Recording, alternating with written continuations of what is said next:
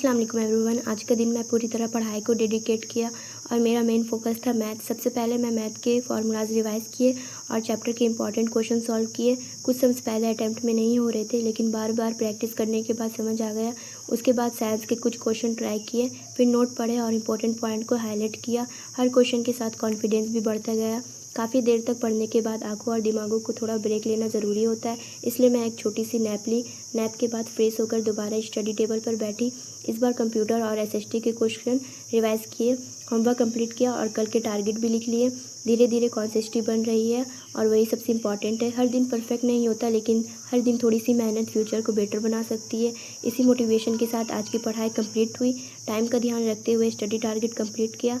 आज का ब्लॉग इतना ही। अगर आप भी क्लास 9 की पढ़ाई कर रहे हो तो याद रखो, रेगुलर प्रैक्टिस, पैसेंस और कंसिस्टेंसी ही अच्छे रिजल्ट की है। मिलते हैं नेक्स्ट ब्लॉग में। अल्लाह हाफिज़।